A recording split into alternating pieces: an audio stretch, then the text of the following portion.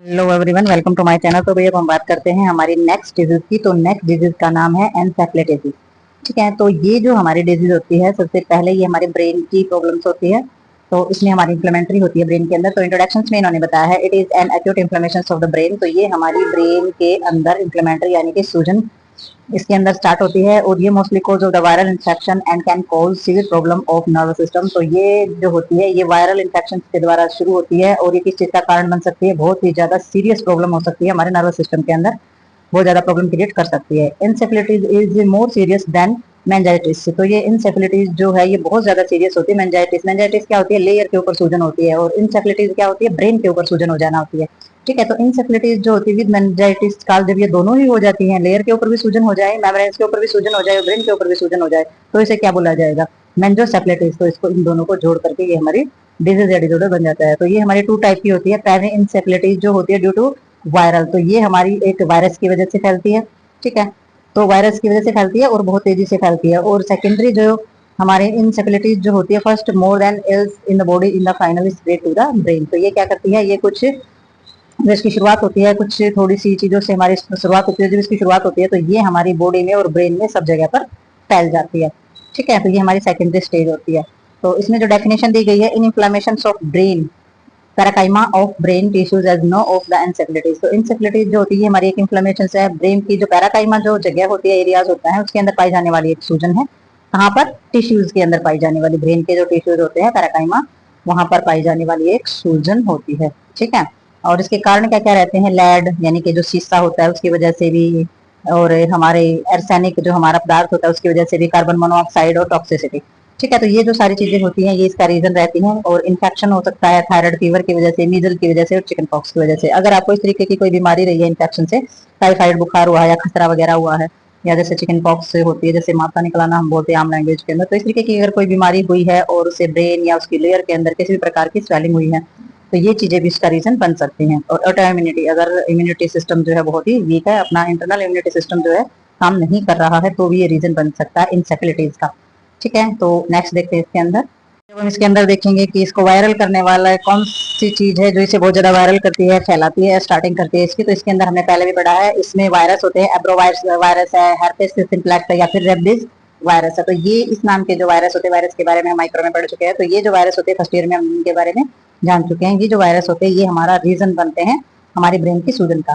Clinical manifestations के अंदर हम देखेंगे कि देखना क्या क्या क्या क्या हो सकता है इसके अंदर। फीवर हो सकता है, कंफ्यूजन हो सकता है, कंफ्यूजन यानी कि किसी भी चीज में कंफ्यूजन होना, सोचने में, बुखार हो सकता है, अफेसिया हो सकता है यानी कि बोलना बंद हो जाता है जिसमें, वो हमारा अफेसिया होता है। इनवॉलेंटरी मूवमेंट जो हम नहीं चाहते तरीके की मूवमेंट हो सकती है, मन मचल सकता है, गर्दन अकड़ सकती है, न्यूरोलॉजिक डिफिसिट होना स्टार्ट हो जाता है, नर्व सिस्टम में अबनॉर्मलिटी आ जाना। ठीक है, और मोटर वीकनेस आ सकती है जो हमारा नर्व सिस्टम का हिस्सा होता है। मेमोरी लॉस, याद जो हमारे याद करने की जो क्षमता होती है वो भी कम हो सकती है, दौरे वगैरह आ सकते हैं। ठीक है, कोमा वगैरह में की कंडीशन आ सकती है। और हमारी मोटोर इन्वॉल्वमेंट हो सकती है, मोटोर और सेंसरी जो हमारी नर्वस सिस्टम का हिस्सा होता है, सर दर्द होना, उल्टियाँ आना, फोटोफोबिया होना। ठीक है, और आईसीपी यानी कि इंट्राक्रैनियल प्रेशर जो होता है उसकी वजह से बेहोशी की अवस्था का कारण बन सकते हैं। और हमारा ब्रेथ बिहेवियर भी अलग हो सकता है, और एडेक्सिया। ठीक है, तो ये हमारी सारी की सारी जो प्रॉब्लम्स है, नॉर्मलिटी है, ये सारी हमारी, तो ये क्लिनिकल मैनिफेस्टेशंस के अंदर जो है ये देखी जाएंगी। डायग्नोस्टिक एबिलिटेशन के अंदर हम क्या देखेंगे, सबसे पहले फिजिकल एग्जामिनेशन कराना जरूरी है। ब्रेन की बायोस्कोपी करी जाएगी, ईईजी यानी कि जो हमारा इलेक्ट्रो जो हमारे की जाएगी, यानी कि इलेक्ट्रिक एकोग्राम जिसको हम बोलते हैं। और एमआरआई की जाएगी, एलपी की जाएगी, जैसे कि लंबर पंक्चर होता है जो सीएसएफ के बारे में जानने के लिए किया जाता है। ठीक है, यानी कि सेरिब्रल से जो हमारा फ्लूइड होता है, साइनल सेरिब्रल फ्लूइड, जो ब्रेन के अंदर पाए जाने वाला फ्लूइड होता है, उसके बारे में उसकी जांच करने के लिए जो टेस्ट हमारा किया जाता है। ठीक है, तो वही डायग्नोस्टिक एवोल्यूशन के बाद आ जाती है हमारी इसमें मैनेजमेंट। तो सबसे पहले मैनेजमेंट में देखेंगे हम, तो सबसे पहले मेडिकल मैनेजमेंट इसके अंदर आ जाती है। तो मेडिकल मैनेजमेंट में हमारे सबसे पहले एंटीवायरल ड्रग्स दिए जाएंगे, यानी कि एक्लोवायर आईवी दिया जाता है, वेन के द्वारा दिया जाने वाला इंजेक्शन। ठीक है, तो इसको एंटीवायरल बोलते हैं, यानी कि वायरस फैलने से बचाने के लिए, उसको कम करने के लिए, ड्यूरेटिक टू रिड्यूस, तो जो यूरिन पास आउट करने में या आईसीपी के यानी कि इंट्राक्रैनियल प्रेशर को कम करने के लिए काम आता है। और anticonvulsant of seizures, for seizure यानी कि दो रोज को कम करने के लिए एंटी कॉन्वोलेंट्स जो है ड्रग्स जो है वो दिए जाते हैं।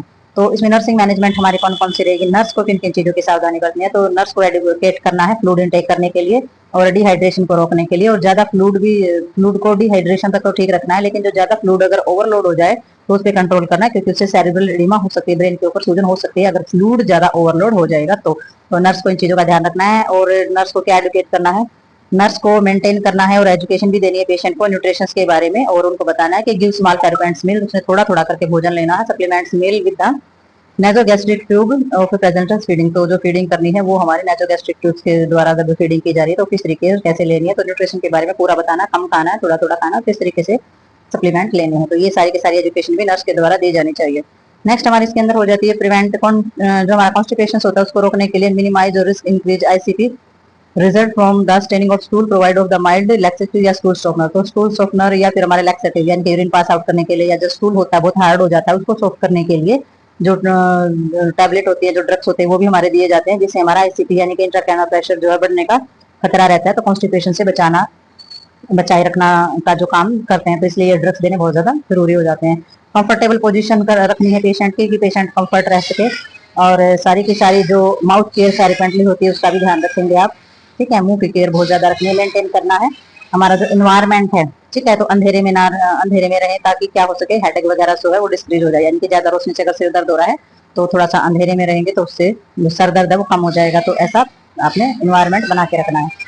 तो नेक्स्ट इसमें आ जाता है हमारा सीजर वगैरह, यानी कि दौरे पड़ना, या फिर उसमें दौरे की वजह से किसी प्रकार का प्रिकॉशंस वगैरह, प्रोटेक्टिंग द इंजरी, तो चोट से बचाने के लिए, चोट से प्रोटेक्ट करने के लिए हमारे सीजर वगैरह के से चोट ना लगे, इससे प्रिकॉशंस रखना बहुत ज्यादा जरूरी होता है, भी किसी प्रकार की चोट गिर के या किसी भी तरीके से ना लगे। मॉनिटर करना है इनटेक और आउटपुट जो है वो मॉनिटर करके जरूर रखना है, ठीक है। और पेशेंट को सारी की सारी चीजें, किसी भी चीज को लेकर अगर कंफ्यूजन है या फिर डर है तो उसे समझाना है, ठीक है, ओरिएंट ट्राई करना है अपने, सारी की सारी चीजें आप पेशेंट को समझा के रखोगे, और पेशेंट की फैमिली को बीमारी और उसके इफेक्ट के बारे में भी बताओगे, सिखाओगे अगर किसी चीज की जरूरत है तो। नेक्स्ट हमारे आ जाती है इसमें नर्सिंग इंटरवेंशन। तो नर्सिंग इंटरवेंशन में क्या आ जाएगा, अभी नर्सिंग केयर थी, इंटरवेंशन कब आएगा, प्रोवाइड करनी है, साइकोथेरेपी तो करनी है, पेशेंट को मानसिक रूप से सारी चीजें समझानी है। नेक्स्ट इसमें आ जाता है प्रोटेक्ट करना, इंजरी से, चोट लगने से पेशेंट को बचाना है, जनरल केयर पेशेंट को देनी है, न्यूरोलॉजिकल डिजीज के हिसाब से जैसी भी रिक्वायर्ड है तो रिक्वायर के हिसाब से ही आप पेशेंट को सारी की सारी चीजें प्रोवाइड करेंगे। नेक्स्ट इसमें है और seizure risk to injury related to seizure, तो दौरे वगैरह जो पड़ते हैं उनसे चोट वगैरह से बचाने के लिए, चोट वगैरह का जो रिस्क होता है उनसे बचाने की कोशिश आपने पेशेंट को करनी है। और जो डिस्टर्ब हो जाता है, थॉट प्रोसेस जो डिस्टर्ब हो जाता है रिलेटेड टू पर्सनैलिटी चेंज, तो पर्सनैलिटी चेंज हो जाती है, थॉट प्रोसेस जो चेंज हो जाता है, पॉजिटिव से नेगेटिव सोचना, नेगेटिव से पॉजिटिव सोचना है, अपने आप को अपने आप ही हानि पहुंचाना। तो इस तरीके की थॉट प्रोसेस अगर उसका थोड़ा सा भी पेशेंट का अगर गड़बड़ा जाता है तो उसको भी आप ध्यान देंगे। तो ये नर्सिंग इंटरवेंशन होता है अगर इस तरीके की प्रॉब्लम है, तो इसमें आपने अपनी जो है हस्तक्षेप करना है और चीजों को ठीक करने की कोशिश करनी है। तो ये हमारी जो डिजीज है ये यहाँ पर कंप्लीट हो गई है। तो मिलते हैं नेक्स्ट डिजीज में और नेक्स्ट वीडियो के साथ, तब तक के लिए बाय बाय।